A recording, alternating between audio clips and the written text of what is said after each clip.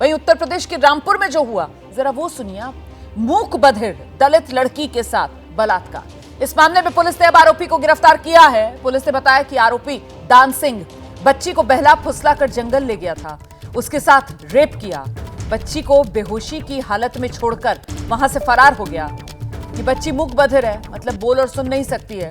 Rape की जानकारी मिलने के बाद पुलिस ने आरोपी को गिरफ्तार करने के लिए 3 टीम्स बनाई थी।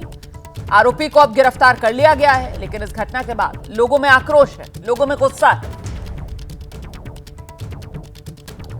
तो आरोपी गिरफ्तार कर लिया गया है। रामपुर में जो मूक बधिर दलित बच्ची के साथ रेप का मामला सामने आया है, 3 टीमें बनाकर पुलिस की इस आरोपी तक पहुंची। पुलिस प्रशासन की टीम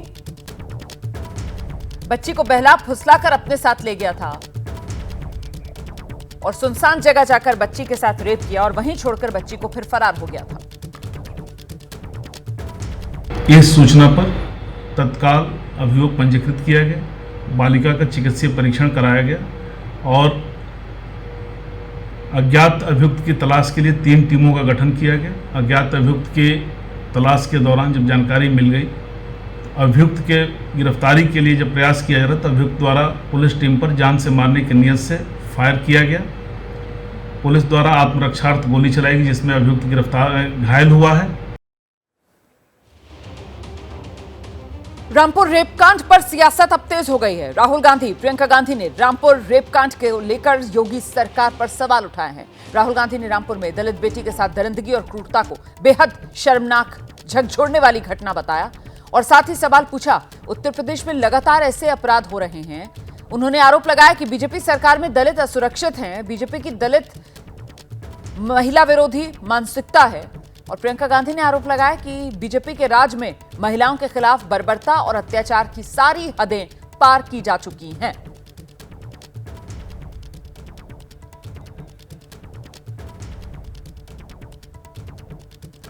तो रामपुर में मूक बधिर दलित बच्ची के साथ जो रेप की वारदात हुई है, उसके बाद सियासी तौर पर घेराबंदी की कवायद तेज हो गई है।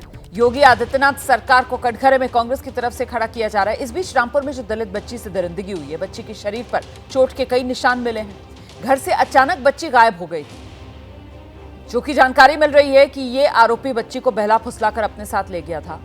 बच्ची के गायब होने के बाद परिवार बहुत परेशान हुआ और फिर अगले दिन खेत में बच्ची बेहोशी की हालत में मिली। पुलिस ने 3 टीमें बनाई, आरोपी को गिरफ्तार किया जा चुका है।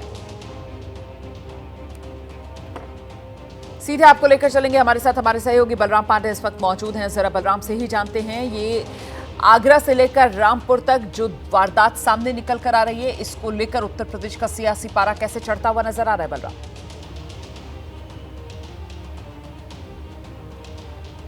बिल्कुल, देखिए उत्तर प्रदेश में जिस तरीके से आगरा की घटना हुई, उसके बाद रामपुर की घटना हुई, उसको लेकर के अब उत्तर प्रदेश में जो सियासत है वो तेज हो गई है। लगातार राजनीतिक दल जो हैं वो प्रदेश सरकार की कानून व्यवस्था पर सवाल खड़े कर रहे हैं। अगर हम आगरा की घटना की बात करें तो जिस तरीके से वहां पर दूल्हे को घोड़ी से उतारकर उसके साथ मारपीट की गई और आरोप लगाया गया कि जो डीजे है वो तेज बजाया जा रहा था। हालांकि इस पूरी घटना को लेकर के मायावती ने खुद ट्वीट करके सवाल खड़े किए और उत्तर प्रदेश सरकार से पूछा कि आखिरकार उत्तर प्रदेश की सरकार जो दलित हैं उनकी सुरक्षा के लिए क्या कदम उठा रही है, और कहीं ना कहीं इसको लेकर के जो सियासत है वो तेज हो गई। हालांकि जिस तरीके से डीजे बजाने की बात कही जा रही है, तेज आवाज में बजाने की बात कही जा रही है, उसको लेकर के अगर किसी दूल्हे को घोड़ी से उतारकर पीटा जाएगा तो कहीं ना कहीं सवाल जरूर खड़े होंगे। हालांकि अब देखने वाली बात यह है कि जो प्रदेश सरकार है वो किस तरीके से आरोपियों के खिलाफ कार्रवाई करती है और लगातार इसको लेकर के सियासत हो रही है। दूसरी घटना जो है वो रामपुर की है, जो दिल दहला देने वाली है।